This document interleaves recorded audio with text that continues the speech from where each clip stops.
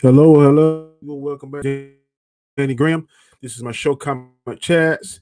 I have four guests here tonight. We're going to discuss our top 5 villains, super villains that we either secretly cheer for or we secretly and openly hate. First is going to be Maz Mama Bear. How you doing, Maz Mama Bear? I'm doing okay. I think I'm coming down with the cold, but otherwise. Oh, good. Okay, sorry to hear that. No, Our next contestant and guest is Mr. Terrence, the all knowledgeable. How you doing, Terrence? I'm all right. How you doing? All right. Next is Mr. Sean Stackhouse, the biggest Superman fan on the planet, I do believe. Terrence. Least is Mr. Chris Knight, the mouthpiece and the voice of the Fandom Menace. Yes. Everybody, how y'all doing? Thank you for having me on again, Danny. And don't listen to Sean; he knows nothing. Well, tonight, people, this is going to be the officially the first chaotic conversation kickoff we're having. Myself, Chris, and Sean are trying to, join together and form this thing on the Chaos Central channel. We're going to have 3 shows throughout the week. Mine's going to start off, like I said, the chaotic conversation. Chris is the chaotic countdown, and then we're going to end on Sunday night with the rule of 3. With Chris. Sean has the chaotic list, and Chris has the rule of 3, which will be on Sundays. We're still trying to drive the time around, but please bear with us. We're going to get together, and we're going to make this thing work. Before we get into the show at the top of the night, I'm going to have each one of you tell the people where they can find you, tell them about yourself, and then we'll jump into the show. First, I'm going to start off with a lovely lady to my left, which is Maz Mama Bear. Go ahead and tell the people where they can find you at, Mads. Hey, y'all. Mads Mama Bear here. You can find me at Mads Mama Bear on both Twitter and on YouTube. Also on Thursday night on my channel, we'll be hosting the Queen's Council at 9:30 Eastern.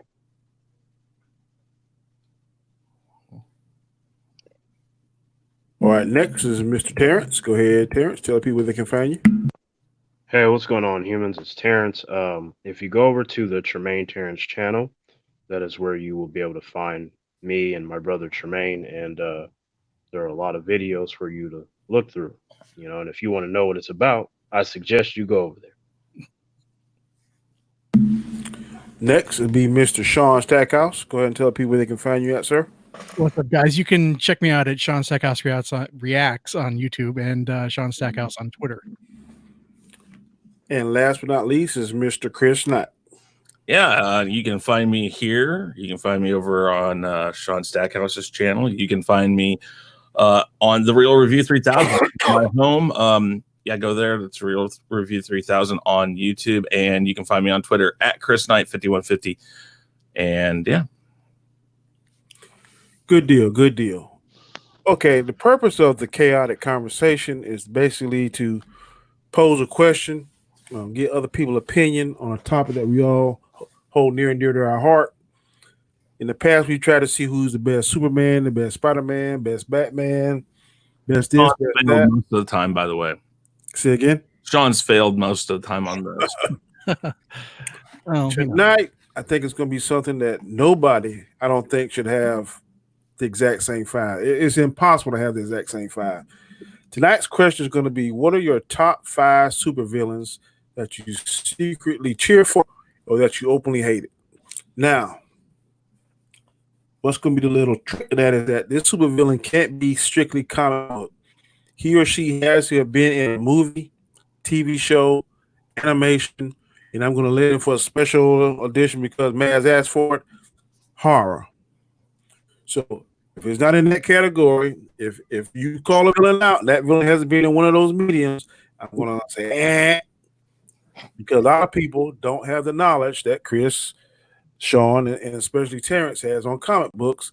You might call somebody and be like, who the hell is that? So today, that ain't going to be the show. The show's going to be somebody that everybody that's not living under a rock should have seen this person on the big screen, TV, animation, one of those 3 means, or a horror movie. So Who do I want to hear first? I think I want to hear what Mr. Stackhouse has to say. All right. I'm gonna let him go Don't first. really. You don't trust me. It's just no. Number 5, and he would have been higher on this list if it hadn't been for a recent film, but Palpatine. You know, he was a villain that I used to root for until the Rise of Skywalker. Number 4, one of the best. Ho. Let me get this. So you were rooting and happy that Palpatine made Order 66. No, it's just that I didn't root for him all the time, but I like Palpatine as a bad guy. He was, and sometimes like I did root for him. Depending on when I would watch the films and like what age I was, but yeah, he's somebody that I love to hate, and now I just kind of hate. Okay, I can live with that answer. Number 4 is Hans Gruber from the first Die Hard. He wasn't a very hands-on bad guy, but I thought that when I think of like a cinematic villain, more often than not, Hans Gruber is going to be like the first few mentions.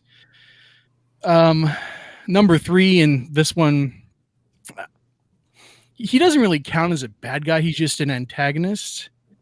He would be Biff Tannen from Back to the Future. He's a bad guy. Yeah, I was going to say, I guess he, depending on the film, I guess you could consider him a bad guy, especially in part 3. Number 2. Buford, by the way, not Biff. Well, yeah, but he's a Tannen, Okay, well, then the Tannins would be the answer. All right, the Tannins. Number 2 would be choose your own Joker, whatever Joker applies for you. But for me, mainly it would be Joker from Batman the Animated Series, voiced by Mark Hamill. He was pretty much the definitive Joker for me. And number 1, it should come as no shock to anyone, really. Skeletor. Okay. I thought you was gonna say Zod or something. No. No, Skeletor. He's definitely somebody that I root for from time to time, because he's part villain and part comedy relief as well. So I like Skeletor. I think he and I could be friends and take over the world together. Oh my god. Okay. Listen, he fails on his own. He doesn't need your help on that. Well, you're right. Okay. Next, we're gonna listen to the lovely Maz Mama Bear. I'll see what her list is all about. So you just said lovely. I assumed you were going to say Chris. Yeah, that would work too. Thank you. Okay, I will throw out an honorable mention to Freddy Krueger. For the horror category, because I absolutely adore him as a villain. I hate to contemplate what he actually is. But he's a villain like, and that's Robert Englund's Freddy Krueger, the classic one. Yeah, indeed. Because you can't beat it. He's got that wit, that sarcasm, all of that none of the others had. No. Most of them were just walking arsenals. Even when the movies got like kind of bad, he was still the best part. I mean, it was always great. I mean, honestly, no, I agree. Always the best part. Always the best part. Mm-hmm. Oh yeah. For my actual top 5, I'm gonna start off with, and a lot of the time I'm gonna list the specific actor because I think they did the ultimate for this character, my favorite version. Anthony Carrigan, Victor Zsasz in Gotham. That's a good choice. I was not a Zsasz fan walking into Gotham, but I absolutely adore his version of Victor Zsasz. The guy is just that smile, the deviousness. He's really good at playing the Yeah, I can He's see the only version of Zsasz that I could ever kind of like. Yeah. Also,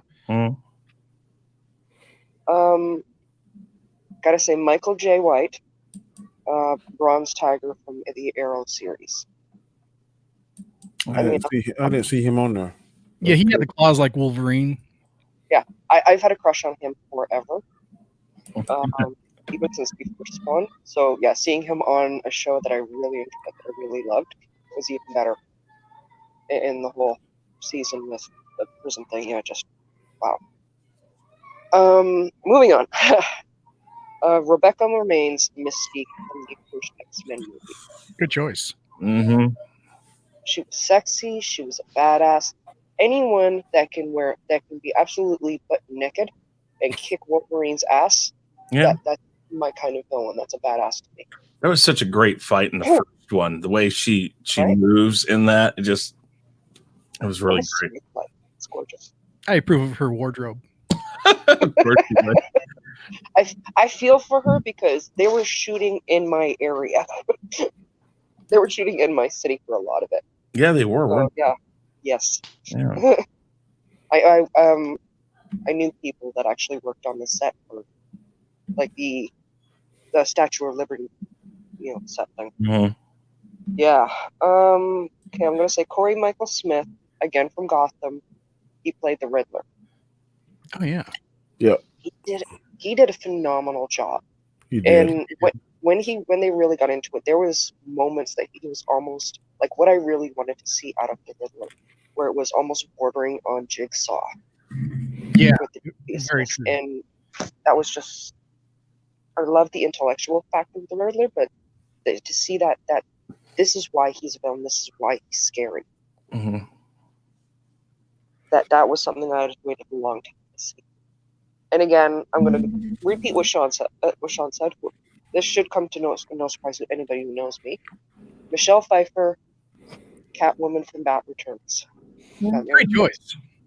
I like your list better than mine. Can I have your list? I don't even consider her a bad guy. Yeah, that's the thing. I would. I mean, That's the thing. not She's gonna dis- technically, and I debated on that, to be honest. But she's technically a villain in that movie, Mm-hmm.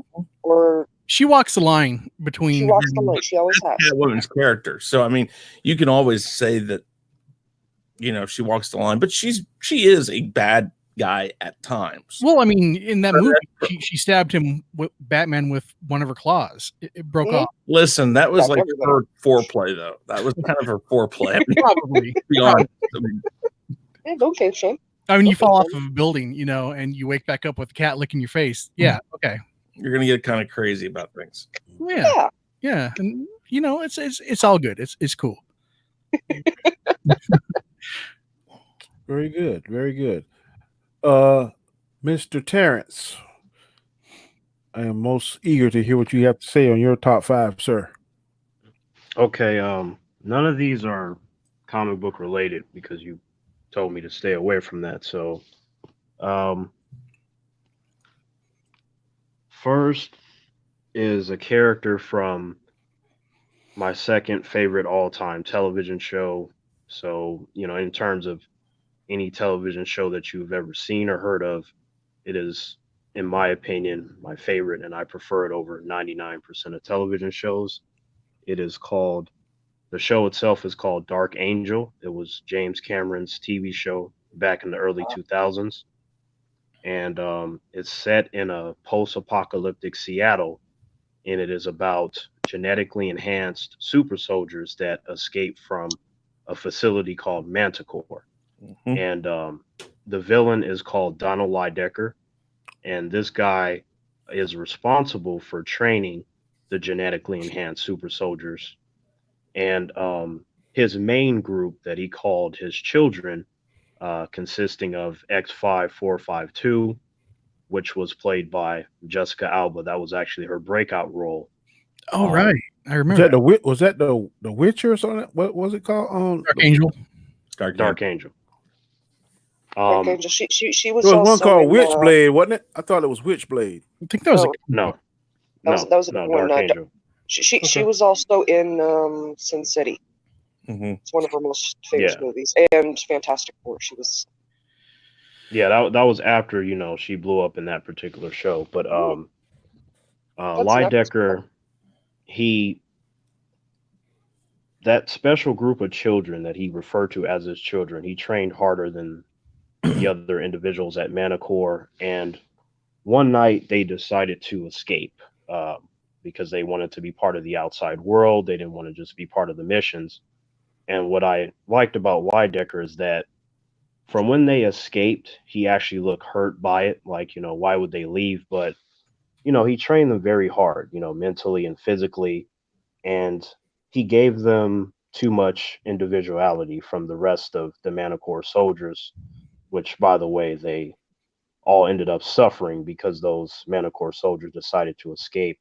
And he just consistently tracked down the escaped Manticore soldiers for years and years and years, because we see that there was a time jump and X5452 was an adult and she was trying to lead a normal life while searching for her brothers. And like Donald Lidecker never stopped. Like, I just love the fact that he was so consistent. His will was strong. And he's like, I'm going to find these kids.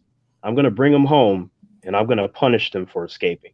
Like, it's my fault that I made them just think for themselves. Like, I won't make that mistake again. I will rectify that mistake, once I capture them and return them to Manticore. So I really appreciated his character for that, and the fact that he's kind of what I wanted in my life at the time when, I was a kid and I was looking for someone that was mentally and physically strong, but I was surrounded by a lot of weaklings. So I took a liking to Donald Lidecker for that reason. Okay.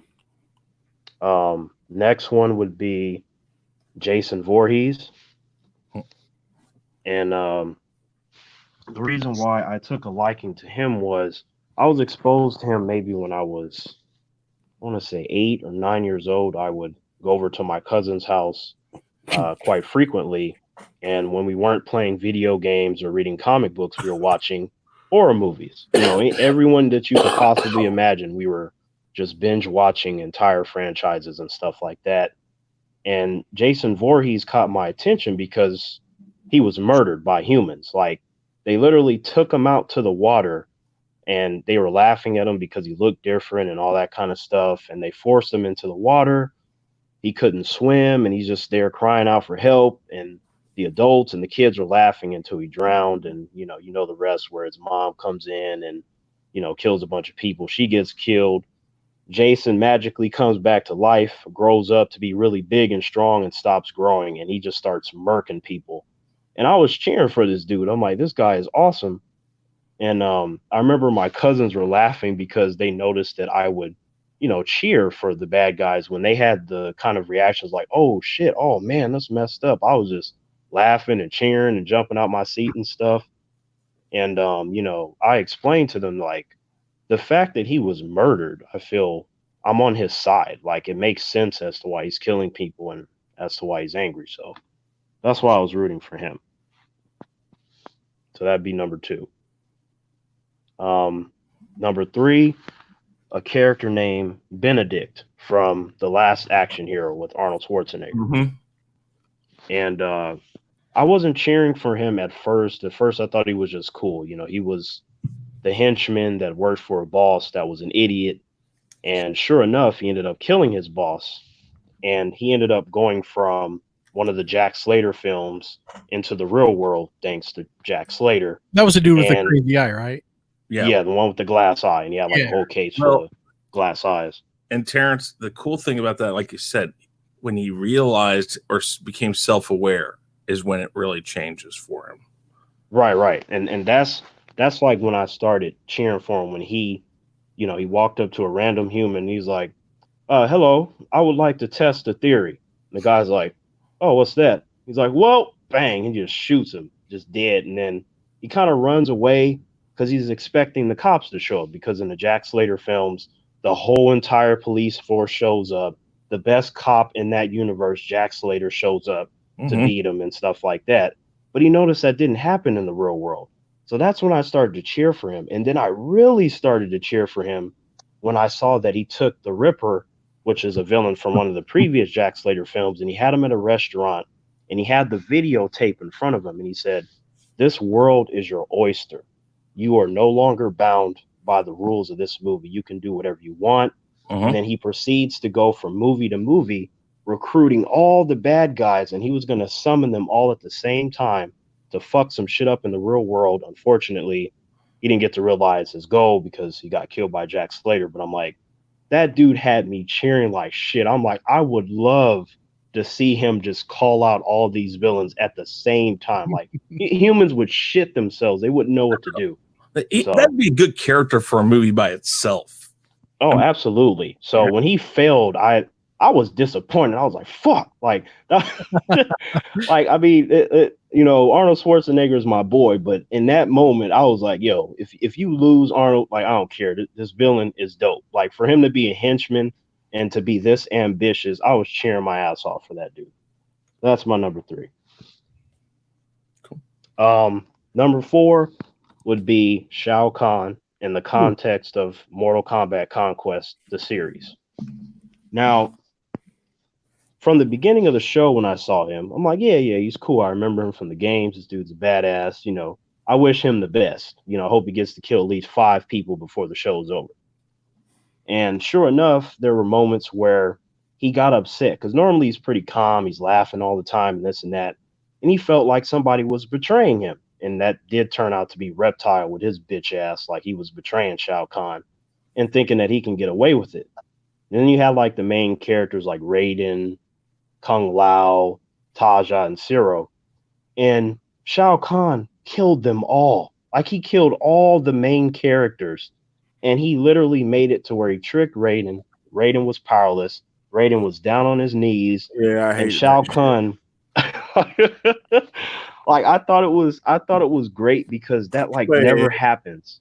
Come on, Terrence. Come on. Hey, man. Hey. I love the fact that they did something different. Now, if it would have went to season 2, obviously he would have ended up losing. We all know how it would have turned out, but they were under the impression that they would be able to continue. And I thought that was a great way to lead the season off. Like, imagine the audience reflecting on, like, the villain literally won. My mouth dropped when I saw that ending. I was like, what the hell? If you would accept it, you would have accepted it if it would have been Superman on his knees, though, right? Fuck yeah. Exactly. And speaking to that, wait till later. Danny has something to relay to you about that. Ooh, yeah. Did you see? Okay. I'm gonna let Terrence finish. Go ahead, Terrence. Well, me having knowledge of the comics, I've seen Superman on his knees many times. But anyway, Shao Kahn, he opened up a crest and he was throwing out like different items and stuff that belonged to these different characters. And he's like, dead. Kung Lao, dead. Taja, dead. And he did it in such a sarcastic way and he was laughing. And like Raiden looked so defeated. I'm like, this is awesome. I love this. So that's why I was cheering for him. Yeah, he outsmarted his ass that time. I give him that. That is the best Mortal Kombat series of them all. And then my number 5 is actually a combination of a lot of different individuals. It would be Ghostface from the Scream film franchise. Because, the first one you had 2 killers, second one 2 killers, third one 1 killer, fourth one 2 killers. I like the fact that they all had a similarity of like messing with their victims and forcing them to think about horror movies and letting them know that they really didn't have too much of a chance of survival. If they happen to answer a horror movie related question right, then they might get to live for a little while before they get stabbed or thrown out a window, any number of creative ways to kill a human.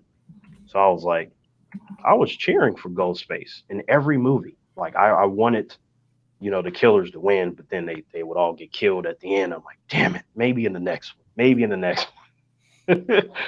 And, in the fourth one, the killer got really, really close, like closer than all the other ones from the first 3 films. And even she ended up failing. So I was cheering until I wasn't, because I was like, I saw this coming, but in a way I wanted the killer to go on. Like one of the killers would survive and then we get to see that killer again in, part 5. So, yeah.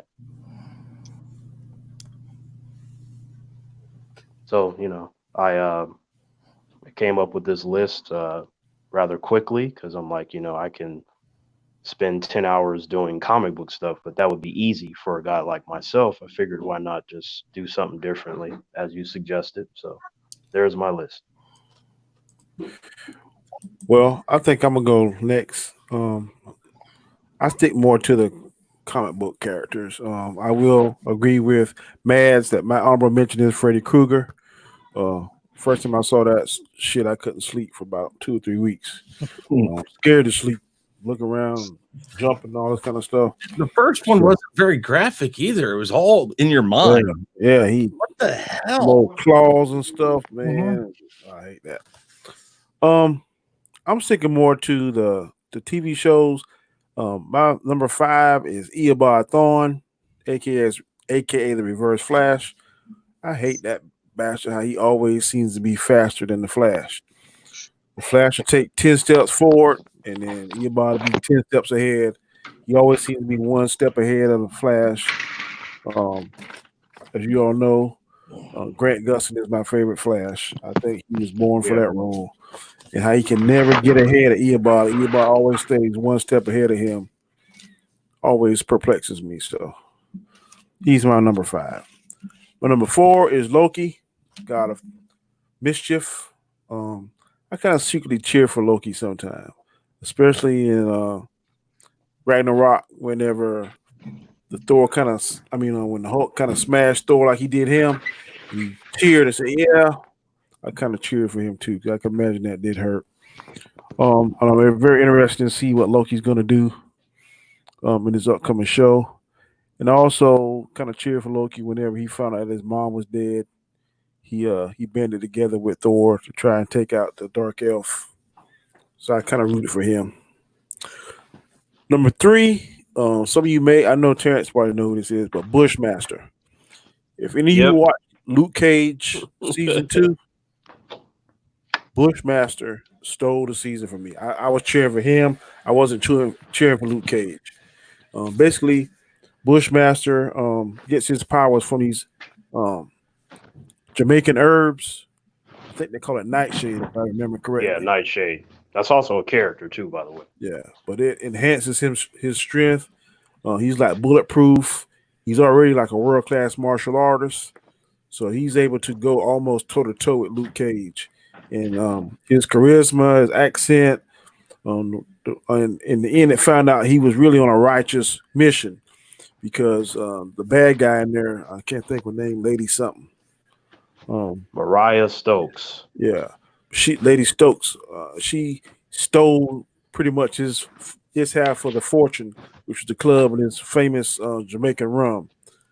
She took everything from him and killed his mom. So that was his revenge to come back and take revenge on her. So if you haven't seen Luke Cage season 2, check it out because Bushmasters, in my opinion, steals the show. My number 2 is Tobias Whale. Tobias Whale is the bad guy that plays on Black Lightning. I don't know where this cat came from, but man, he was built for that part. He was made for that part. Me and Terrence was talking, man. He kills you with his words, man. He says some stuff, man. He's on a different level as far as playing with your mind, getting you to do stuff you want to do. He's the master manipulator. And on top of that, he has enhanced strength. It slows down his aging, and he's a badass all around, mentally and physically. Very smart. I don't know what his IQ is, but it should be off the charts because he reads. Yeah, he's stuff. extremely intelligent. Yeah. Tobias Whale. And I cheer for him. I go back and forth. Sometimes I cheer for him, and sometimes I'll be like, kill his ass. Right now, I'm kind of in between. And last but not least is number 1 is the Heath Ledger Joker. He is by far my favorite Joker. It's a shame that he died. I would like to see him in another Batman, and reprising the role as Joker. Some people say that Joaquin Phoenix was a better Joker. Tomato.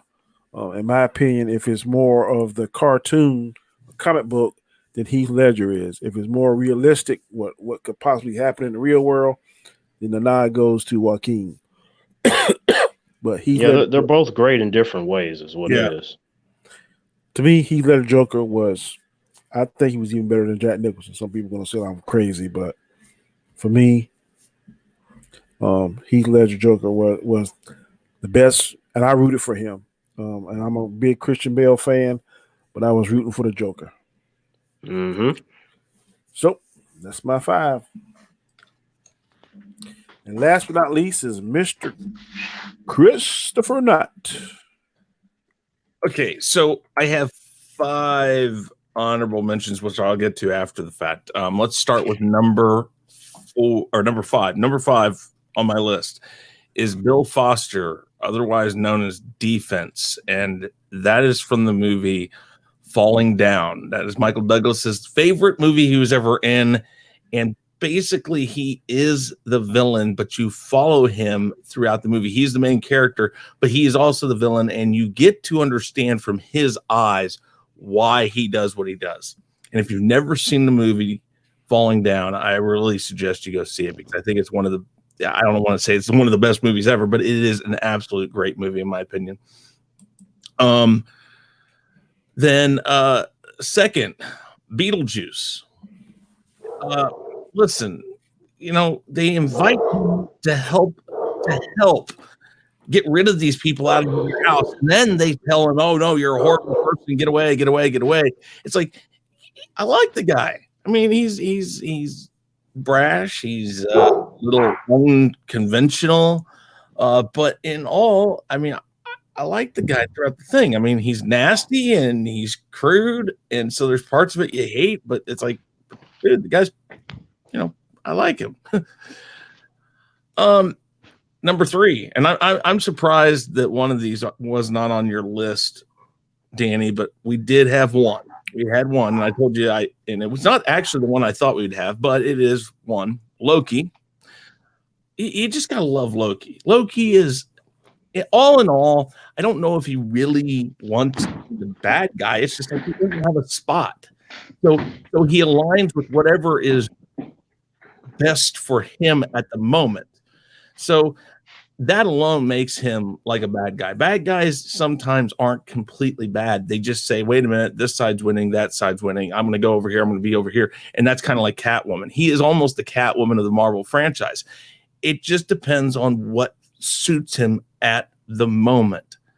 And Tom Hiddleston, I'm sorry, he makes that character through. I mean, everybody said they couldn't see anybody else playing Wolverine. I couldn't see anybody else playing Loki.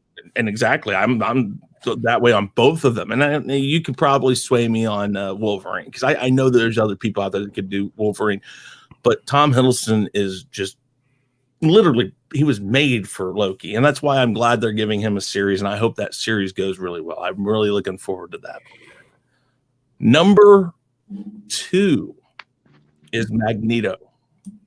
Magneto, because here's the thing.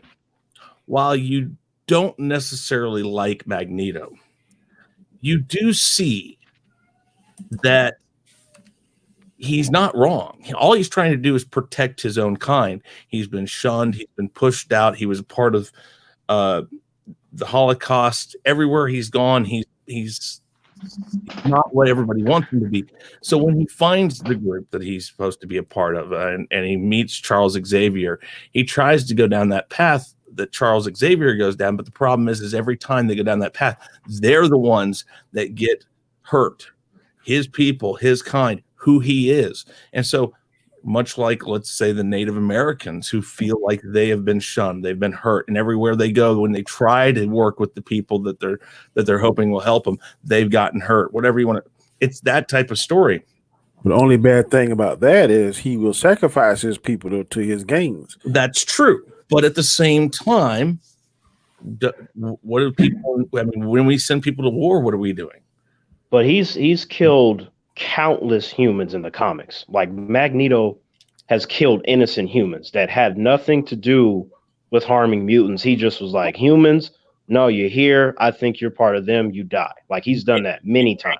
You can't make an omelet without cracking some eggs. I agree. I think Magneto is amazing. I would join him in a heartbeat. I'm just saying, if you're asking, again, it's that line. It's that line. And much like Bill Foster, if you haven't seen Falling Down, it's almost like that. He's doing things you're like, man, that's wrong. But the way they show it, you can literally start to justify some of it.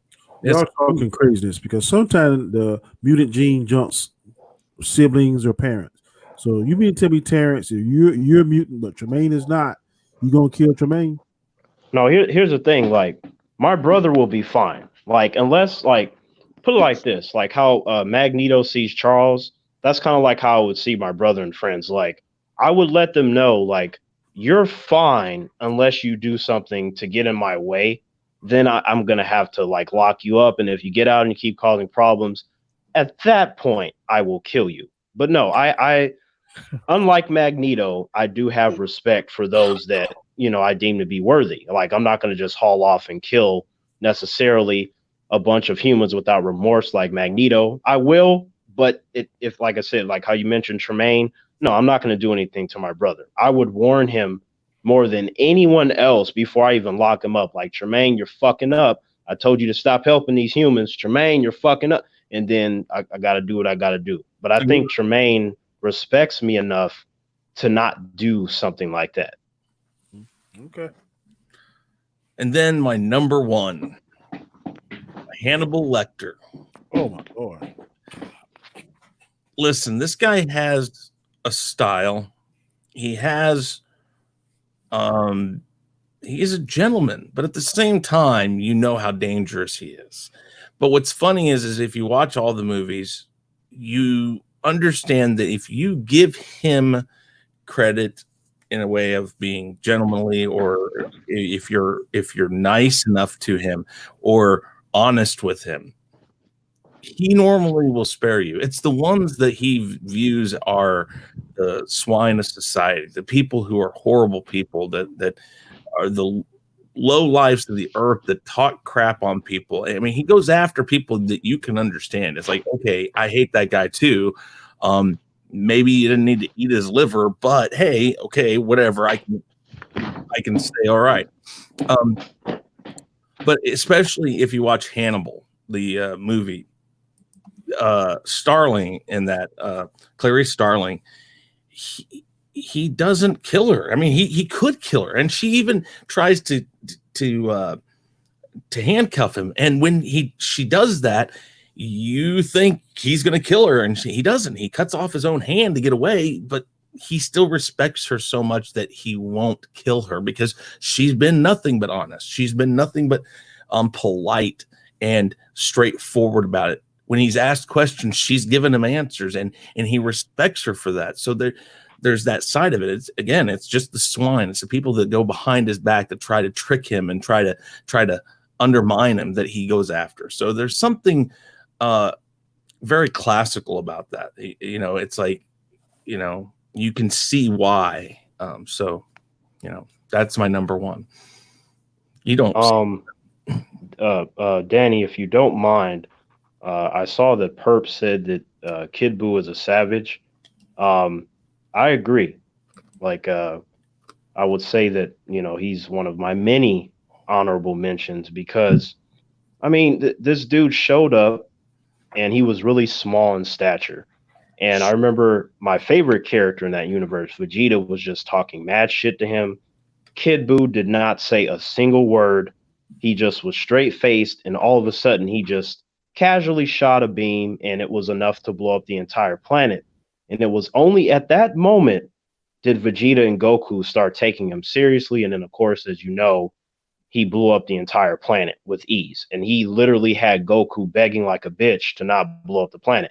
And I thought that was great. So I'm like, any villain that can show up, not say anything, to go to get the main characters to go from ha ha ha, this is not a threat, to begging like a little bitch. I'm like, that's an amazing villain right there.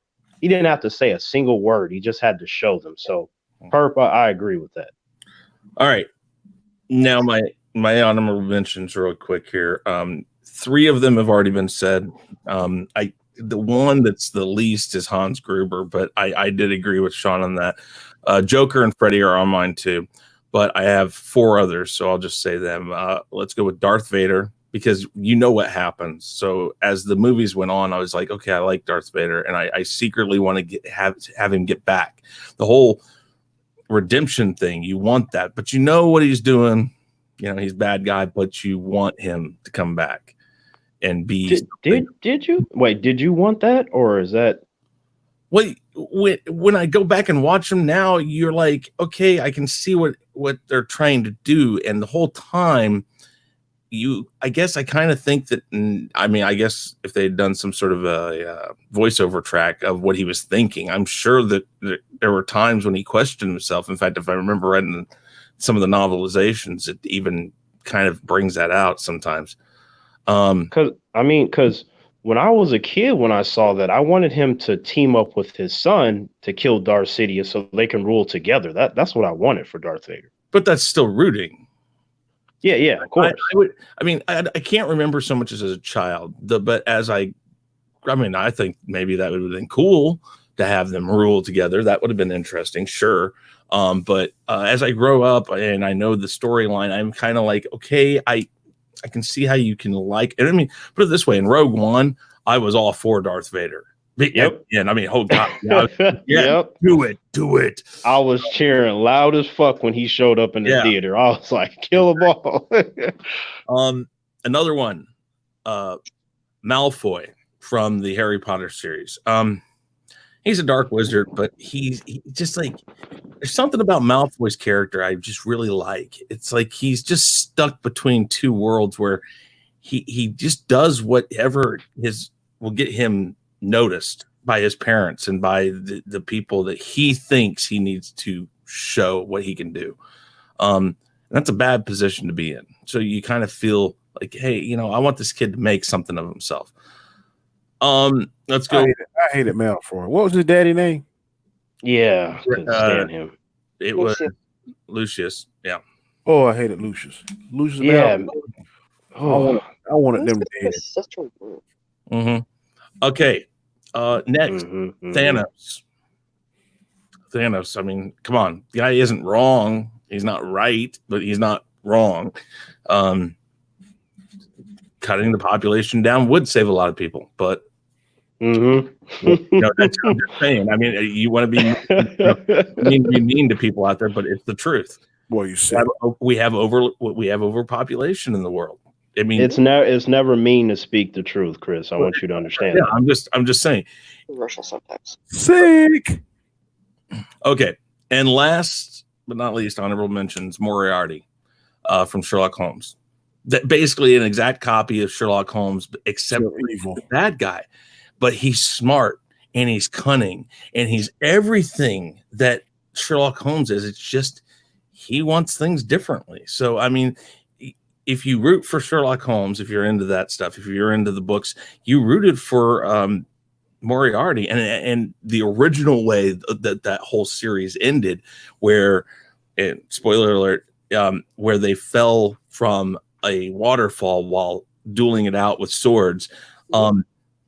That's how it should have ended. But Sir Arthur Conan Doyle was forced into bringing back Sherlock Holmes, which lasted for I think 2 books, maybe. Can't remember how many more he wrote after that. And actually, if I remember right, when he came back, he was almost dead. And then I think it was assumed that Moriarty was still alive too. But Moriarty was always intriguing to me. So, what's your favorite way that they were represented on film? Could be like TV, like Elementary. I think Moriarty was a female in Elementary. See, Elementary, when I watch it, it's okay. It's a very Americanized version of film. So I'm not huge on that. America does it all the time. They'll take a British show and they'll come and they'll switch it up. Bloop, bloop. Yeah, I grew up with Masterpiece Theater and a lot of that stuff on BBC or not BBC, but PBS first before BBC came along. So I watched a lot of the older stylizations, and then I think Sean, you remember Miss Twyman's class? I think she showed one of Hound of the Baskervilles. I think she showed us that once. So yeah. So that was an older 60s version of it. But of all of them, I really do like the way that Robert Downey Jr. did it. It's like a mix of American with the original. I liked the first one. The second one was okay. They could have done a lot better because Moriarty was more a part of that. But I would say the old PBS BBC ones really got it right, and they normally broke that down into 2 or 3 slots, and then later on, when home video and DVD came out, they started putting them all together in movies. And so I've seen a lot of different versions, but anything that's done by British television, L Street, BBC Studios, any of those are really, really good, I think. I like the Sherlock one with Benedict Cumberbatch. That was pretty good. That was pretty good. Honestly, I liked both Robert Downey Jr. and Benedict Cumberbatch equally.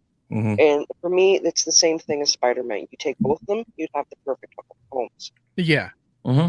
Benedict was physically Sherlock Holmes. He pulled off the attitude correctly. He just wasn't the fighter that Robert Downey Jr. was. Or Robert Downey had more of the smartass down just a bit. Yeah, what I liked about Robert Downey Jr. was that he was aloof at times, which, if you read it, that's what Sherlock Holmes was. In fact, the first Sherlock Holmes was the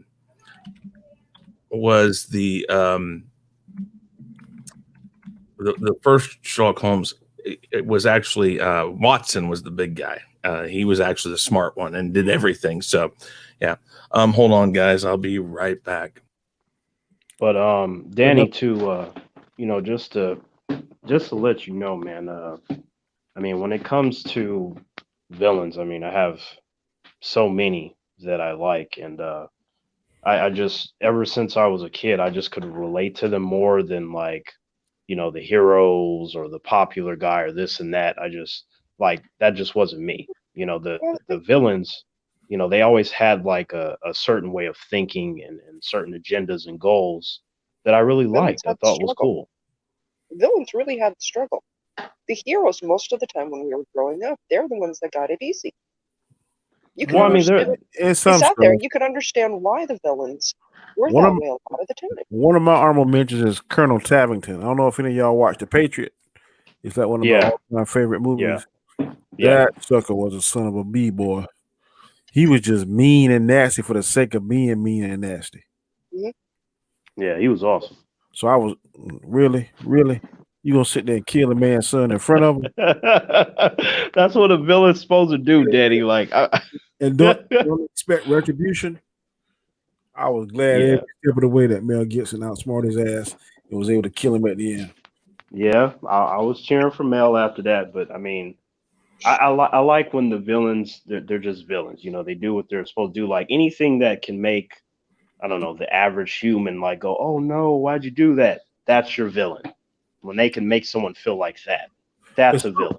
But some makes sense. Like I could see Mr. Freeze's plight. Like his wife, she's dying. He's trying to save her. He got in this damn messed up condition. Now people trying to fuck with him and his wife. So okay, I'm gonna freeze you. I can see that. Oh yeah, he's trying to save you. But what is the purpose of the Joker? That's just uncontrolled chaos. Oh yeah, and not even in its worst form. Like something like Emperor. God Emperor Joker, that's just god. Like when he has there's this one I read, and I know I shared it with Sean a while back, that the whole theory is that in the second Batman movie with Christian Bale, with Heath Ledger's Joker, that Heath Ledger's Joker was actually the hero of the movie. Where'd you read that at?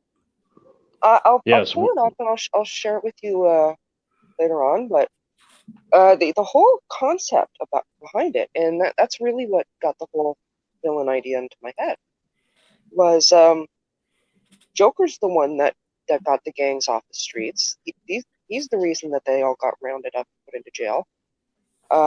Rooted out the cops that were either shifty, were the dirty cops. I could be misconstrued as that, but yeah, Joker is 100% evil. Just because he's right doesn't mean that he's not evil. Oh, no doubt. I'm gonna find this, and you know what, Danny, I'm gonna share it to you before the thing's over. Okay. Because it's really thought provoking.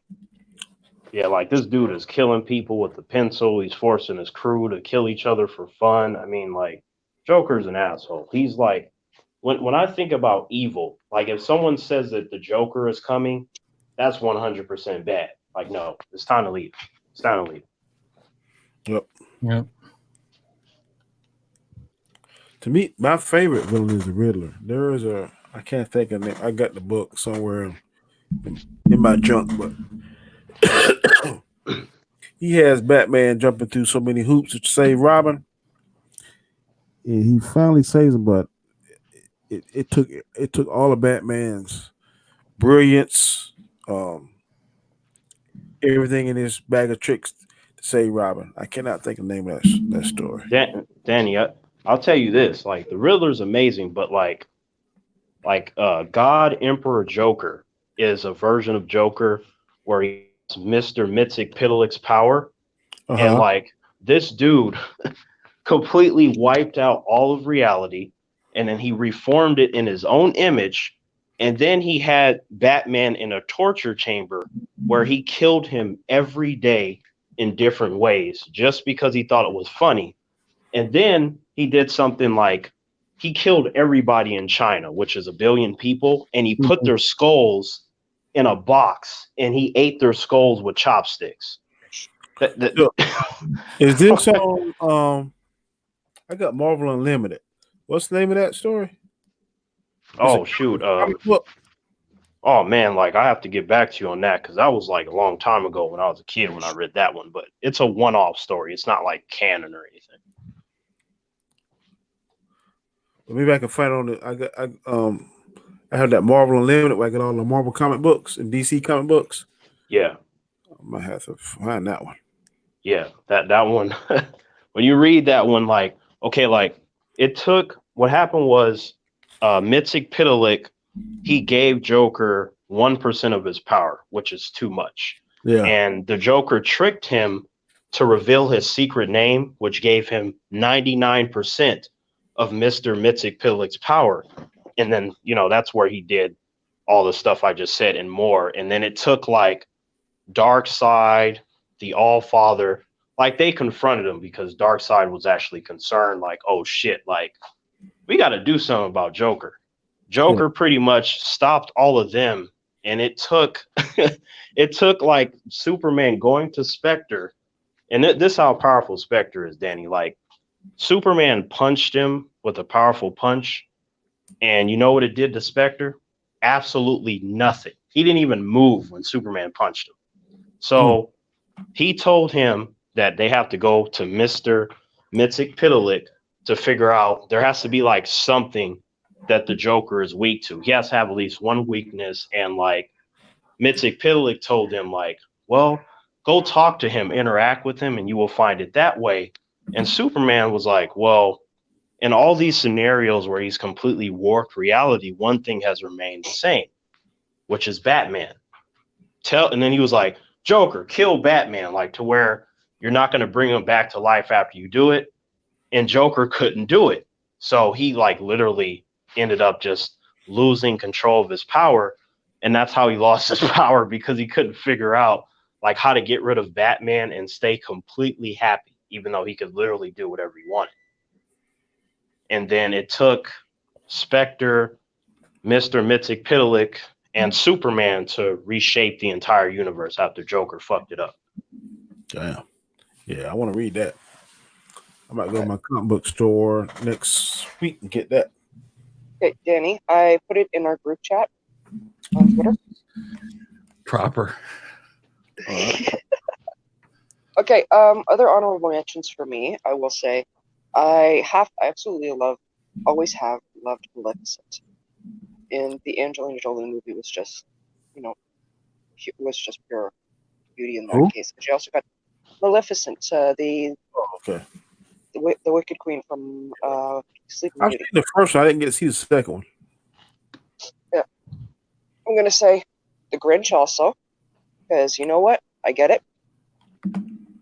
Well, as a kid, I didn't like him because, the whole stealing Christmas thing. Now I get it as an adult because all he wants is just some friggin' peace and quiet. and he also turns out to realize the point. And I mean, so it's like Scrooge. Yeah.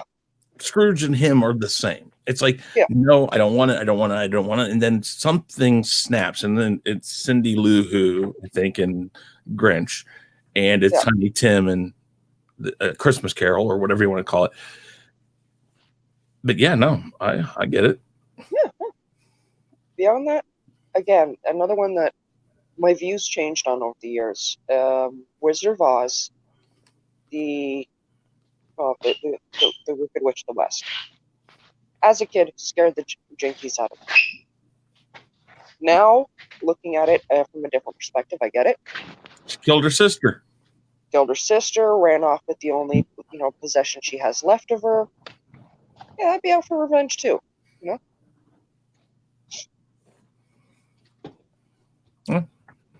I can see that. Any more honorable mentions? Thinking. I get Well, I do agree with you, Danny, on Reverse Flash. A good example would be the Flashpoint storyline, where it was near the end of that main series, because you got like the 5 main ones, and there's like 50 something other comic books where they're like telling stories within that main storyline. But like like Reverse Flash made Barry Allen feel like shit, because he's like, man, like, you're supposed to be the superhero and you decided to fuck up the timeline just to save your mommy. How does that make you feel? Mm-hmm. That for once you can't blame me for this shit? And like, I will never forget that panel, because it's just like his face was just like, you have jack shit to say, Mr. Superhero. Like, you only can blame yourself. Yep. Like, it was a great moment. So they kind of did it on the show too. Yeah, they did. When And he like was in, that jail that Zoom had him in. Get him out. Yeah. Right. So anytime a villain can make you think about something, because, sure, like a great villain can be like the Anti-Monitor that just destroys an entire multiverse, but like a villain can also be great just by making the heroes think before they whoop their ass. Yep. Like, I want you to process this before you get your ass whooped and, I kill you or kill your family and friends. You now have something to think about. Like, I've always gravitated towards those kinds of villains, because it's usually like, the superheroes, the goody two shoes, or your average person always talking about, you should do this, you shouldn't do that. But like, when you say the right thing to them, they have nothing to say. It's like, what you got to say about that now, Mr. Goody Two Shoes? Stuff like that. That's why, you and me like Tobias so much, because his tongue is just as dangerous as any projectile or any beam that somebody can shoot at you. He will whip your ass with his tongue, buddy. Yes, he will fuck your head all the way up. Hey, I'm looking at the chat. I'm going to click this on. Perp, I agree with you 1,000%. Sean, I didn't mean that one. Damn, he's not supposed to be asleep. Like, Danny, you were going to say something about Superman. Like, what? No. Oh yeah, that's right. He's hiding. Did Sean go to sleep on? Yeah. Sean, wake the fuck up. I'm not asleep. Oh, okay, my bad, Sean. The other night we had Darth Vader on our chat. I had him over on the Real Review 3000. I had Darth Vader himself. And the question was posed not by me. I didn't ask it. No, me. Question was posed. Should I play that part if I can find it real quick? Yeah, please. Okay, I'm gonna get out real quick so I can listen to it without you guys hearing it, and I will be back here in just a second, and then we'll play it. Okay. But I wait till he come back. But to click on this right here, Siler from Heroes. Yes, he is underrated. Siler, man, like you said, if you know that Joker's coming to your house, you better haul ass. Mm-hmm. Do you remember Heroes, Terrence? I do. I used to watch that around the same time as Smallville, but Siler wasn't no joke. But I'll say this though, I think the reason why he's underrated is because he was in the later part of the series when it wasn't as good as the first season. That's number one. He was in the first season. He was the villain in the first season. Yeah, he was the He- main villain. Because he had to cut your head open and then see inside your brain. That's right. You're right. Your power work. You're right. I am thinking of the later seasons when it was terrible. Like Yeah, that later was The part whole of. series is underrated. The second time Yeah. around, it sucked. But the very Right. first time, man, it was on point.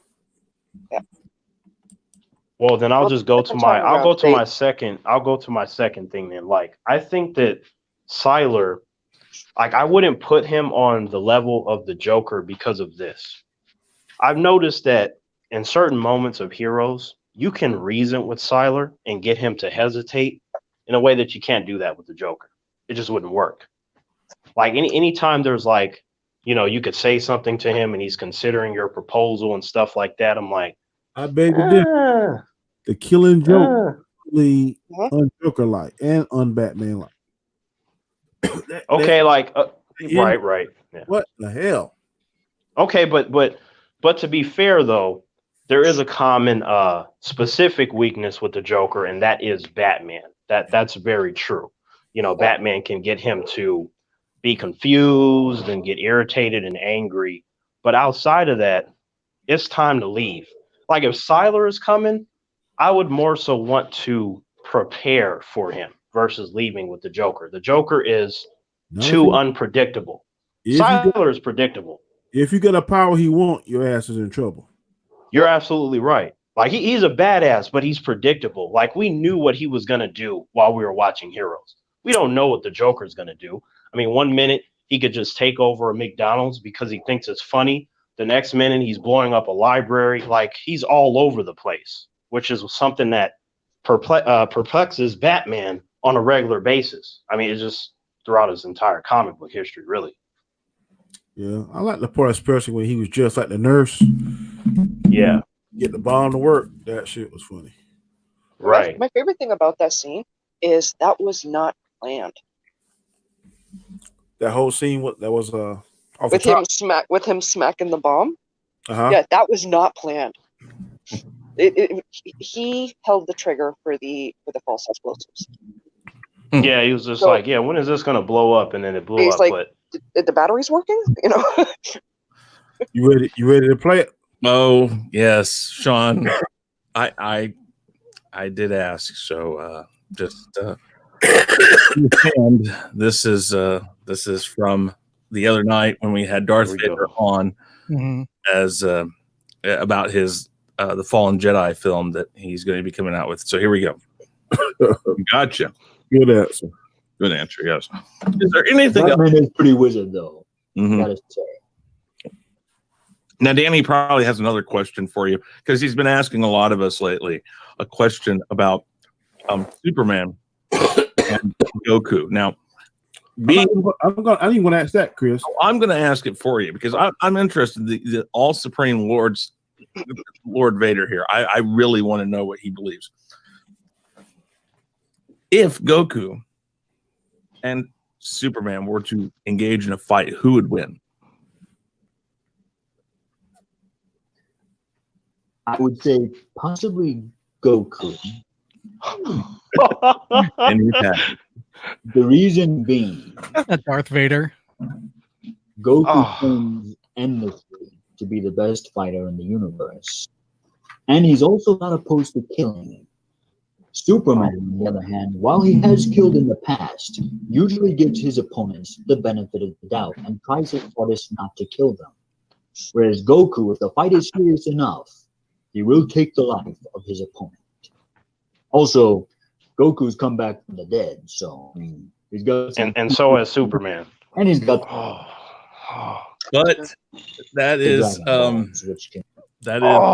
I wish I was there to talk this human under the table with facts, dude. Like, Jesus. Darth Vader said it. Darth Vader said it.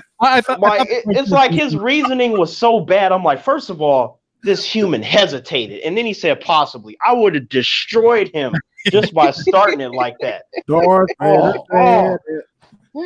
You were talking about like this dude. Like, if I could just show some clips, I'm like, so this is Goku. He's just like, oh, let me get these sensu beans for you, Vegeta. And then he just gets chopped in the back of his neck and completely goes back down to base form. Just knocked the fuck out.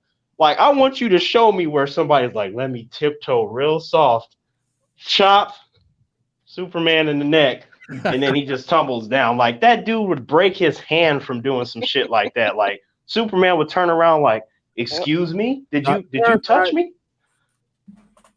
Parasite can do it. Oh man. Yeah, but Okay. Parasite can absorb his power for a short period of time. Yeah, but I mean, to tiptoe up on him, Superman would hear that. Parasite, Yes, he'd hear it. and I've seen Superman in the cartoons run from Parasite. Well, yeah, I mean, you would run from Parasite too if he could absorb your powers. So I'm pushing. But to be fair, like we have gone over many times, it's not all that special to beat Superman. There are so many comic books where this guy has been defeated. But why was he defeated? Like, if you're putting him in a situation where he has to fight Goku to the death, all this like Superman, he wouldn't do that. It goes out the window because you know what? You can say the same shit for Goku, that he doesn't just do that. But in that situation, they're fighting to the death. So that means that Superman is going to do whatever it takes to kill this Saiyan that thinks he's special, even though in every single arc in the Dragon Ball saga, he has literally had help from all of his friends to beat every single villain, with the exception of like the weaker ones. Terrence, you have got to stop drinking that Gatorade, man. It's going to stunt your growth. Danny, okay. Oh, who beat Raditz, Danny? That was Piccolo. He shot him with the special beam cannon that also took out Goku, by the way. Like, he was weak back then. His power level was equal to ours. Okay. Let's move on then. Yeah, in terms of Vegeta, is always the same. I mean, Superman's power has not increased or decreased, depending on whatever version of him that you want to talk about. If it's classic Superman, as soon as he got his powers from a child, he had his powers.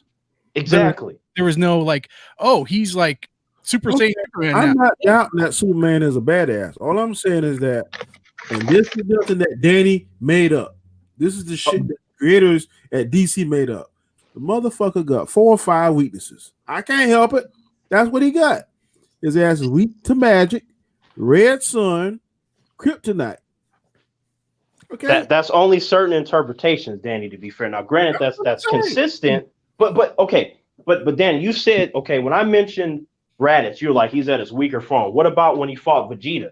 Like, everybody had to help Goku, and they had to cut off the tail and stuff. Like Goku got crushed. Like, Vegeta was close to killing him. Goku was close to killing Vegeta, but he had mercy. No. That was after all of his friends interfered in the fight. And then even if you go to Frieza, what happened? Like, Krillin, his bald-headed friend, had to get killed in order for him to turn Super Saiyan. Like, it's always circumstantial. And he showed mercy to Frieza and gave him some of his damn energy. And guess what though? He didn't beat Frieza. Who ultimately beat Frieza? That was Trunks. And then if you move on to Cell, Goku didn't beat Cell. He quit against Cell. It was his son Gohan that beat Cell. Okay. And Goku was not strong enough. And then if you get to like Majin Buu, he couldn't do anything against Majin Buu. And then like when you get to Kid Buu, like this dude literally need the help of an entire universe for the sake of his spirit bomb that he was only able to create because Vegeta was distracting him. If you remove his friends from that equation, he wouldn't have been able to form the spirit bomb because he would have been getting attacked the whole time. You can say the same thing to Super Friends. And Superman. No, because the cartoon, that was made for little kids, sure. But I mean, if you want to go back to Superman the movie and Superman 2, in the movie, Batman, a mere mortal almost beat Batman. But few seconds from whipping his ass from beating Superman. You're right, Danny. But that's specifically what I just said. It's a circumstantial storyline. Okay. You have to make it. You can also make an example out of Superman 2, where Superman was like holding his own against 3 Kryptonians. Yeah, like I mean, this is a character that when people are like, how did he get his endurance? How did he get his strength? It's like it's not so much that he just got it out of nowhere. He already has it. He just has to go. The guy in front of me is dead as fuck, and that's all it takes. Like, and this is not even like, him going, okay, I'm gonna go Super Saiyan 1, 2, 3, a trillion. Now I'm Super Saiyan Blue. Like, none of that stuff. He's just Superman. Like the same thing with the Hulk. Like, these people have to build up and transform into their strength. Superman doesn't have to do all that. In order for Superman to become the really killer he is, Lois Lane had to die. And that's when he became this duper. No. Danny, remember, this is a scenario where you have put him in a situation and you told him to fight to the death. There's no variables, it's just fight. And if that happens, Goku is dead. Like, and then if you want to go to like, okay, well, he could just transform, then let's give Superman the same stuff. He doesn't need it, but let's just say for the sake of argument, I'm like, so what if he just becomes Superman Prime? If he becomes Superman Prime, he's virtually unstoppable. Like, you would have to be a character that can completely wipe out all of existence without even blinking. Like, you would have to be on a supreme level, because like, he can practically do almost anything with a couple of limitations. Goku has never been on that level. He's not like on Xeno, that character, the little small dude that just be erasing entire universes and shit. That's the level above a Superman Prime. Superman has sneezed and like blown away an entire universe. Yes, with a sneeze. And Goku can get knocked out from a chop. So imagine if Superman sneezed in front of him, like if somebody like blew some pepper in front of Superman's face and he just sneezed, like Goku would be dead so many times, King Kai wouldn't even know how to bring him back to life. That's what would happen. There's not a Dragon Ball that can save my boy if Superman sneezes in his face. I'm just saying. Terrence, I got one quick question. Can you see the chat? Superman's weaknesses are kryptonite. Goku doesn't have any. His Perp, did you not hear anything that I just said about explaining his entire history, like how he hasn't accomplished anything on his own? I heard for the last 5 minutes, you basically wasted 5 minutes of your life and 5 minutes of lung capacity in your oxygen, because you ain't convinced me one iota. Okay. Let's go this way, Danny. Tell me something about Goku as to where you think he'd be able to beat Superman. I think at Ultra Instinct that he would have a chance of defeating Superman. Oh, okay. Ultra Instinct. You've never seen. I'm not saying all these lower ones. All these lower ones don't have a chance. But I'm saying that the last thing I saw when he achieved Ultra Instinct, that puts him on a different level. Oh, okay, but you said you saw that. I saw it too. Did you not see when he got tired? And then Vegeta had to give him power in order for him to beat Jiren in that tournament of power. But in every new chapter, Goku's always improving. Correct? Okay, but did you see how you said that? We just said in every new chapter it takes time, though. Correct? It does.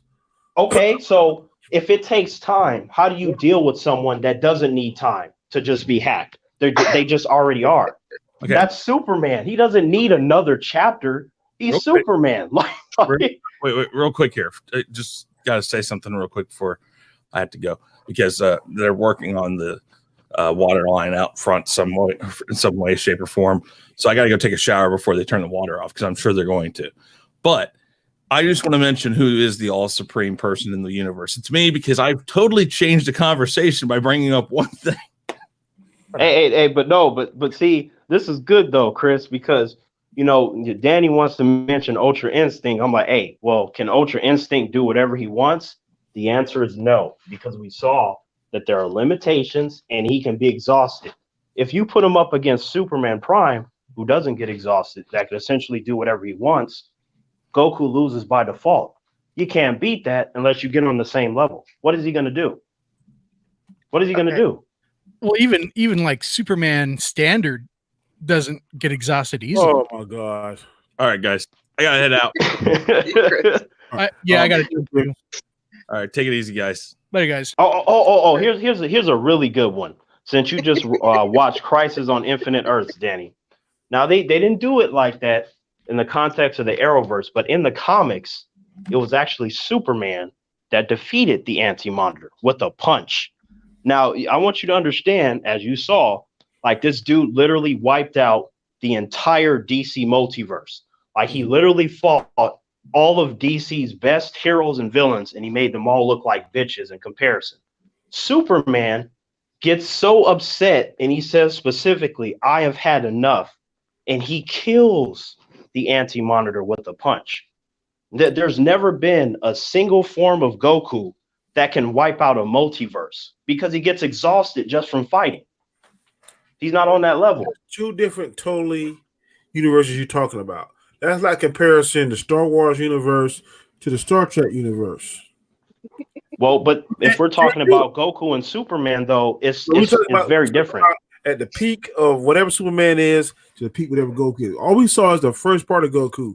If I guarantee you in the next whatever they do in Dragon Ball, whatever, Goku is gonna master and be done master that. And everything he's mastered, he's kill it. And okay, to your point, we're gonna see him master that possibly, right? Depending on how they continue. Right. Yeah. But the pattern, though, if you notice, it remains the same with Goku. It tends to be based on his emotions. He tends to have help from his friends. We've seen him get exhausted in every form. So if they're going to continue and be consistent, that will always be there. That is something that does not follow Superman in the same way. Like, he doesn't have to work to anything. He just is. Like, that's why he's considered a very hacked character, because every time he loses, even I have to go, why didn't he do this? How come he didn't do that? You know, it's like a lot of questions that I have. He got a conscience, and the only time I seen Superman really snap was whenever the Joker had him trick and kill Lois. Okay, but Superman has killed before in the comic books. Like, he's killed a bunch of people. Yeah, I've seen that, but I mean, I'm talking about this go, fuck it. I don't care. I'm not this Boy Scout anymore. The hell with truth, justice, and American way. I'm gonna do it my way. The only time he's been like that is when Lois, which is you could consider another weakness, has died. Not all the time. I mean, there's many examples in the comic books. I've seen them. But in the comic books, you have him killing Kryptonians. This dude has killed Dr. Light. Danny, he literally heat visioned Dr. Light's face off. Like, have you seen The Boys by any chance? The Boys. On that with the way he killed that girl at the end.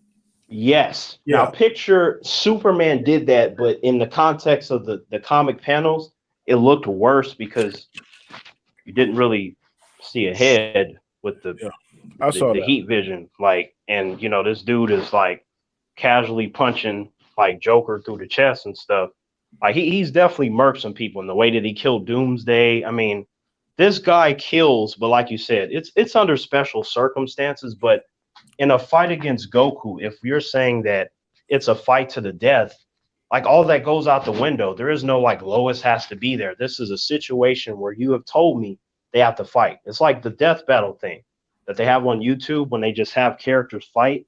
There is no like, oh, they need this character to be there and this and that. It's just like, no, you have decided to put these characters against each other, and they're in a situation to where they have to fight to the death. That is it. There are no other variables except for what the characters can do.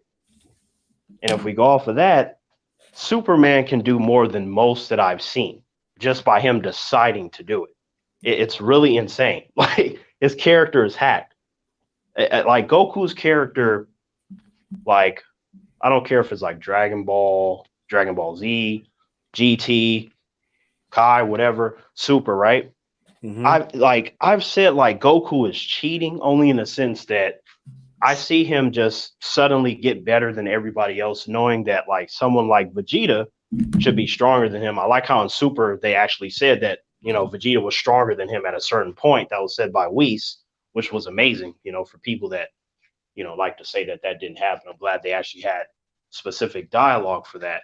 But like his feats were, even though sometimes they were surprising, they were always reasonable in a way to where Superman stuff is unreasonable. It's like, this dude is just hacked. Like, Goku, his just makes sense. I'm like, okay, yeah, he's Super Saiyan Blue, and he did his training and this and that. He has, like you said, by the next chapter, this dude has been allowed time to improve. So it makes more sense. It can sit well with me in a way that it just doesn't work like that with Superman. That's the big difference. I'm gonna stay within the laws that comic books and shows have allowed us to navigate in. So you telling me, let's say for instance, they get this fight 2 days from now. It's gonna be a fight to the death. Superman versus Goku at his strongest form. We see him as Ultra Instinct. It's Right. not possible that he can find the Dragon Balls and wish to be stronger than his upcoming opponent, or just as strong. That's not allowed. Now that's a different variable. Like if Goku, you're talking about if Goku lands and Superman lands in front of him, that he would flee to get the Dragon I'm Balls to saying- make that kind of wish. Saying this is a predetermined date when they're going to fight. 2 days Right. from today's date, Goku will be fighting Superman. He's at his strongest. We've seen him on TV, which is Ultra Instinct. But within those 2 days, he gets the Dragon Radar and finds the 7 Dragon Balls and makes the wish to Shenron that he wants to be his most powerful form ever, potentially, or just as strong as his upcoming opponent. That's not possible. Well, kind of like, I'll put it to you like this: like Shenron, he would have to know about Superman, like to be able to dictate, like, okay, this is going to allow you to be stronger than him. But the only problem, and this is really the only problem that I see with that, because that is something that is interesting because it could theoretically work. But the problem I see with that is how does Shenron determine Superman's fullest potential when we have never seen it? We've never seen it. Well, Like, how would he know? I think if he can bring you back from the dead, that he's pretty all-knowing and pretty powerful. Well, to be fair though, there was like, remember his reaction to Beerus being there? Like, I think there are things that can surprise him that he's like, oh shit, like that is really powerful. And when I compare like Beerus to Superman, like Superman would crush Beerus. And if he has a certain reaction to Beerus, what's to say that he won't feel that way about Superman when he's trying to examine his fullest potential? Because if he's going to make Goku stronger, he would have to know. I got you. So you mean to tell me that them two little googly eye things that can destroy the universe and push a button is stronger than Superman? Oh, wait, say that again? Those two little things, like twins. They put Okay. the kings of all in the Dragon Ball Z world. With a push of a button, they can destroy like all the worlds and stuff. You know what I'm talking about? The two little things. I'm Throne. trying to remember. Yeah, they made the whole game. And they talk like little kids. And every time somebody loses, they blow up the world. They're playing it. Oh, you're talking about you're not talking about Zeno, right? You're talking about somebody else? Zeno. Okay, yeah, okay, Zeno, yeah. And then they're saying that angel's supposed to be like the most, even more powerful than the Zeno. What I've heard on some YouTube channel. Right, yeah. The angel's dad. So the angel's dad compared to Superman. Okay, so I think now you're talking about Whis' father that was like pretty much guarding Zeno. Okay. Now, in terms of his physical power level, I can tell you that physically he's more powerful than Zeno, and he's definitely more powerful than his son Whis, right? That's facts. However, even though Zeno is not like physically powerful, because he has the power to erase a universe, it kind of trumps that, because then you could just erase that person from existence. Mm-hmm. And someone like how I mentioned with Mr. Mitsik he can do the same thing. He's on that level to where he could just wipe shit out and cement whatever reality he wants. So your question is, you're asking me if he can, like, if Shenron can analyze Zeno's power and somehow be able to determine how powerful Superman is? Yep. And then transfer that power to Goku. Okay, like here's what Shenron can do. Like, Goku would have to phrase it like, I wish to have the power of Zeno, right? Because that's like a feat we've never seen before. I don't know if it would work that way, but it's possible. So let's just entertain the idea that he did that, right? He got Zeno's powers, which means that he has the power to not only erase people from existence, but entire universes. If he goes up against, let's say, 99 different versions of Superman, like all the ones that I can think about, he would be able to just wipe them from existence and there would be no fight. Because like something like Superman Prime or Strange Visitor Superman, for example, they are in a position to where they can do more than the standard Superman. And usually I feel kind of odd saying that because standard is still like stupid powerful. But those Supermen are beyond what most people would associate with that character. So to answer your question, if Goku can get Zeno's powers, he can just get rid of Superman. There would be no fight. That would be a definitive way he can win. But if we're talking about 2 days from now, Goku shows up, Superman shows up, and he hasn't wished for anything to where it would be on that level, he would lose. He would need a little boost to win. He would need something else, which, you know, that's actually a good thing that you brought up, because I did have to think about that. And that would ultimately be the deciding factor. Like if you can just erase him from existence, it doesn't matter how fast or how strong Superman is, because you never have to deal with that. You just get rid of him, right? Yeah. I mean, yeah. So I honestly, Danny, like if I'm gonna be fair, because you know me, I'm not gonna be biased. Like you see how like I was breaking this down based upon your question. So I honestly think that Goku would need a boost, like how you said brilliantly. Like now that I thought about it, that's a rather brilliant idea, and hopefully Goku would be able to think of that, because Goku is dumb, but when it comes to fighting, that's the only thing that he's smart at when it comes to fighting. He's a good tactician when it comes to fighting. So if he can think of that, you know, my boy Goku will come out on top, because I think that he's gonna need something that crazy to go up against Superman. Like, because Superman, he's just too much. Like, he's ridiculous. I agree. David Cortana, I also agree with you on that. He was on my honorable mention. The Wrath of Khan, he was awesome. I hated him every step of the way on that movie. Oh, like I just said, I responded to. Khan is iconic. Yeah.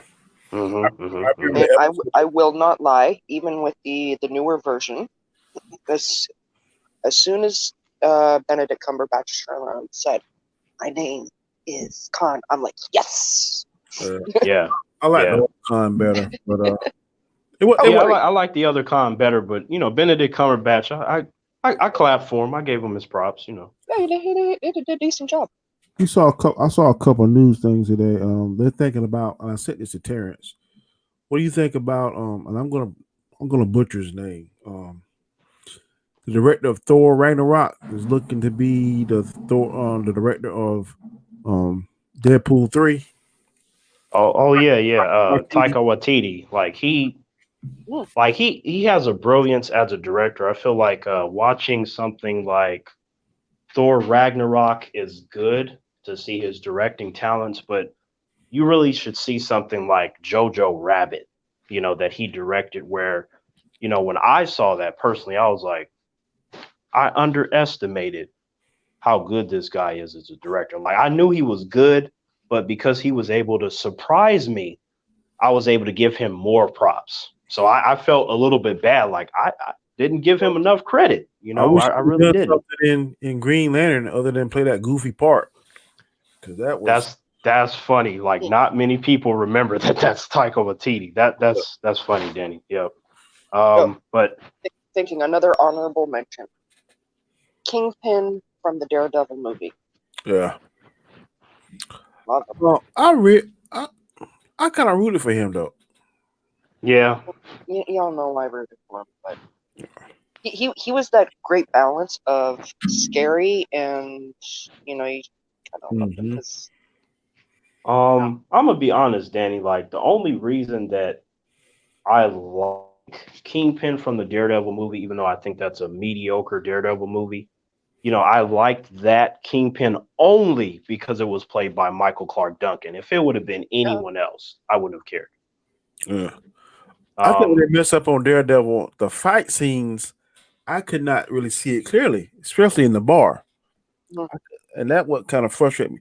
The way they got this new technology where they can slow the punches down and show the stuff in slow motion, I love that. Or when yeah, they showing it fast, I want to see it clear. His fight scenes, I remember it being blurry and kind of dark. I was like, I can't see what the hell he doing. yeah. They should have had a little bit more light in there. Like Yeah.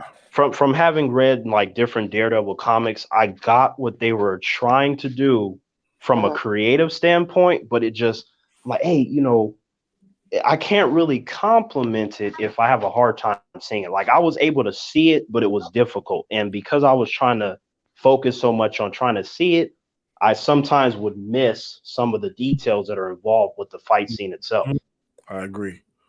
But but yeah, to answer your question, Danny, like with Deadpool 3, I think that Taika Waititi is a good fit for that because, I feel like now that I've seen Jojo Rabbit, I think he would bring the I think brilliance with his directing. The he's gonna comedy would be good. I think he's gonna be stretched thin though, because he's slated to do that. He's slated to do Mandalorian possibly. And he's also slated to do Thor 4. So Right. he's gonna have time to do all this stuff. That's a good point. I did not consider that. I don't even think I knew that he was working on all of that quickly. I thought it was like a larger gap in between. But since you said that, that is something to think about that, he wouldn't have the time. But and then also it would make Deadpool 3 take longer to come out when honestly it should have been out like last year. Like Yeah, he gonna have to honestly. switch gears because he got to. Yeah. I would want to see what he would do with Deadpool 3 under the circumstances that they specifically announced, and by they I mean Kevin Feige says Deadpool 3, Taika Waititi, rated R. If I don't hear that, I don't care. I don't want, like how I told you, I don't want a once upon a Deadpool type shit again. I don't want that. Well, I think you might get it because it would be counterproductive for Disney to.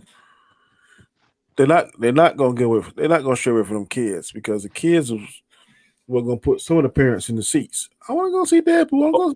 And I don't know if some parents are gonna let their kids see all the graphic stuff that Deadpool can show. Okay, I don't know. I don't know. that's fair, but I'll tell you this though. Bob Iger, the guy that runs Disney, everybody has to answer to him. Like he Uh-huh. did say at one point, once they acquired Deadpool because of the Fox acquisition, that they planned on keeping Deadpool rated R. And I was one of the many people that were like, "We'll believe it when we see it," because you are Disney. Now Deadpool has proved that it can make money at an R rating, and parents and different, would take their kids and stuff. Those movies made a lot of money. Uh-huh. So I think that because of that, because we know that it can already work, that it shouldn't matter if, it says Marvel Studios Deadpool 3 and it's rated R. I still think that there will be enough MCU fans that would support the movie, and whatever parents bring their kids, fine, they could watch it later. But I think that the people that saw it initially will be the same ones that turn up. And then the ones that, for whatever reason, didn't watch the first two, they would probably turn up just to see how Kevin Feige handles an R rated movie, the Mhm. curiosity factor. And I think that Disney is strong enough that they can have their own rated R section. Okay, Right. Yeah. Uh, because I based on what I've seen, I think Venom 2 should be rated R. oh, absolutely. Like, I've heard. Now, this is what I've experienced. This is specifically coming from 99% of my conversation with these various humans. They haven't read a comic book in their life. They're just strictly, I saw a movie, I think I know all the answers type shit. I usually want to, toss them through a window. I'm like, you don't know shit. But like, they're like, no, it can be PG-13 like the first Venom. I'm like, look, if I had it my way, Venom 1 would have been rated R. But if you're gonna bring in Cletus Cassidy Carnage, I'm like, have you read a comic book with Carnage? This dude be ripping people's heads off and ripping people's spines out of their body. Like, he is a gruesome character. Like, I find it hard to believe that you're gonna tell me that you're going to do a proper Carnage and you limit him to the restraints of like PG-13. Like he Well, can't fully explore the essence of his craziness to the highest degree when he's like, man, I want to rip out that spine on camera, but that's not family friendly. Okay, I guess I'll just throw him through a window. Like it will No, feel odd. they could still do that kind of stuff, but you could tease it like they do in Supernatural, whether it be just off camera, like you see it through a shadow or whatever. Well, I mean, but I've doesn't- seen in in order Supernatural to- where they hold the yes. hearts in their hands, though. Well, yeah, Like Supernatural is pretty bloody. Like they have people's like the neck explodes and stuff. I'm like, damn, they can do that? Like, holy shit. But Yeah. we didn't even get that in Venom 1. There was no like blood and the body would hit and the blood would spill out on they're the gonna do the pavement. thing where they did. I can't. What was the bad guy in Venom? I can't think of his name now. Ugh. The Damn it. bad- Let me The bad. Riot is the symbiote that he had, but it was like some generic guy in a business suit. I'm trying to remember his damn name, but yeah, I think like he got the Riot symbiote. Well, when he got the when he was in that thing when he was counting down, and he made his arms those big knives, he killed everybody in that room. He did, but that's a good example. He It did. just show all the gory part, Right. They're Like, gonna do something like that. see, that's what I don't want, because I feel like that's a perfect example that you just mentioned, Danny, because that's what I don't want to see with Carnage. I don't want him just to, we know that he's killing people, but you need to show the blood and stuff because that comes with the character. Like to me, that's the whole Once Upon a Deadpool thing. I'm like, sure, you can make it to where he's not foul and all this other stuff. But I'm like, who wants to see that shit from Deadpool or Carnage? Like, for the people that we know these characters, it's like, what are you doing? Like, this is watered down. Like, I'm going to feel that, and I don't want that. I'm not saying that, the movie can't be entertaining or that it can't be good, but I feel like if you're telling me you're doing a Carnage story, I make it mature. Don't be watering that shit down, because people are going to show up regardless. If I was, I would do two things. I would make it rated R, and I would make that mother sucker 3D. And I'd get my money on the back end, because that's how what's the movie that James Cameron did? Avatar. Avatar, yeah. Avatar did so well. People don't realize that it was that when 3D was hitting. That's how he grossed all that money. You're right. Nowadays, you're right. if you're not contemplating 3D, you're seriously discounting yourself. I would do that. I'd get that $15 a lick. See, it's like we've seen it. It's like we saw the Deadpool movies do well. When Blade came out, all three of those were rated R, and they were all number one when they came out, specifically 2 and 3. Like number one, it kind of like it started off okay, and then more and more people watched it. So by the time number 2 came out, everybody went to see it. Those were all R-rated, and they were Marvel. And it's like that was never an issue of like, well, the kids can't come. Like, I think that as long as the movie looks good and people know that it's Marvel, they're gonna turn up. Like, sure, it won't make as much money as say because PG-13 necessarily, but it's gonna make some money. They're gonna watch Sony because Morbius has to be R-rated. How in the hell you gonna have a vampire movie that's PG?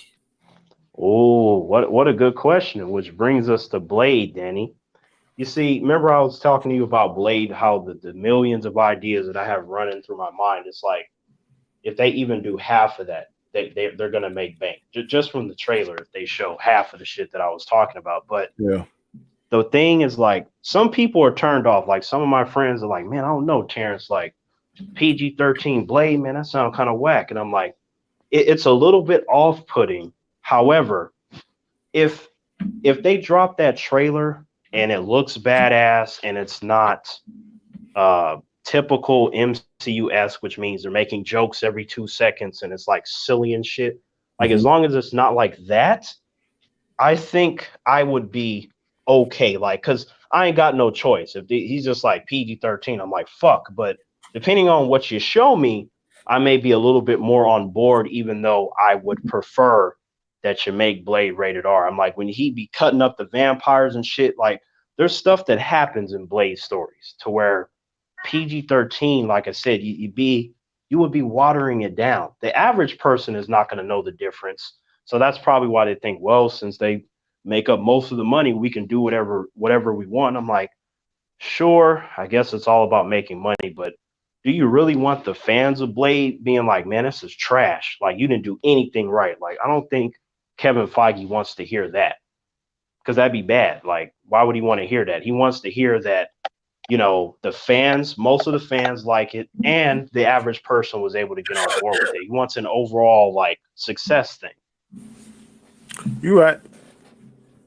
You're right, brother. But I hope all these things come to pass. That's all I can say. oh man, I have a feeling we're gonna get you know what? I'm not gonna be surprised though. I think I'd be surprised if Morbius is rated R. Like, I'll be surprised, because if Sony's like Morbius rated R, because we haven't seen the rating yet, then I go, okay. I swear to God, I think come out Sony and say, gonna take a little bit more chances than Marvel, because now if Morbius is a hit, then Sony gonna get Marvel a little bit by the ball, so to speak, because everybody knows that follow comic books that Morbius and Blade is kind of tied at the hip. yeah, So now, that's true. so now Now, go ahead.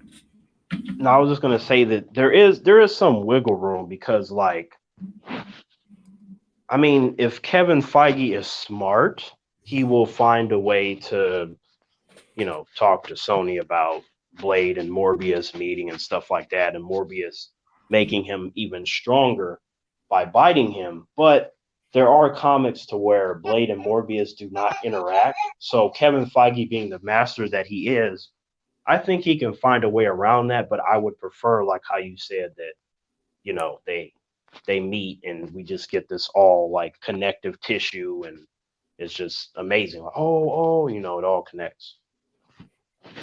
I gotcha. Well, we're gonna wrap it up, fellas, because I gotta get up and go to work tomorrow. But before I go, I'm gonna let each one of you that stuck with me the whole 1 hour and 41 minutes tell the people where they can find you, and if you got anything you want to say, now's the time to say it. Ladies first. Go ahead, Maz. Got anything? Yeah. Hey, again, it's Matt's Mama Bear here. You can find me at Matt's Mama Bear on both on Twitter and on YouTube. I'm hoping to be able to post up a pancake recipe for tomorrow, but considering most of you can probably hear that I'm congested, it's going to be a busy day tomorrow, so I'm not sure. Beyond that, Thursday, 9:30, my channel, Matt's Mama Bear, I'll be hosting the Queen's Council. No, don't miss it. It's going to be awesome. Well, it is very entertaining. You Very were very entertained last week. entertaining. Anything goes on that channel. So yeah, please do go follow that. This is my I'm gonna join this third week if I don't have to work, and I'm always looking at the channel and saying, did they just say that, or am I reading this right? So it's very entertaining. Mm. Terrence, what you got for us, Bubba? First, I wanted to address how, Sean just up and left when we were having a Superman discussion. You see, Danny, this is why I operate alone. Like, luckily, I can function without anyone else, because if I were dependent on Sean, like, man, Sean got my back on the Superman thing. Sean, like, he's just gone. Yep. So, Sean, if you're listening, that's a fail. But luckily, I'm not trying to, put myself on the pedestal, but luckily I do know more about Superman than he does. So I was able to maintain that, Sean abandoned people.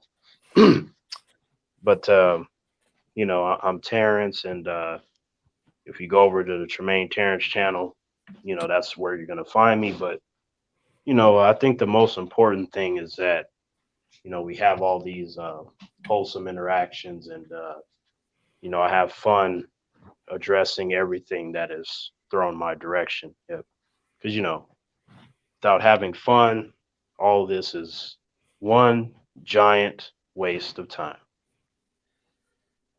Very well put. My name's Danny. This is my channel, Comic Chat.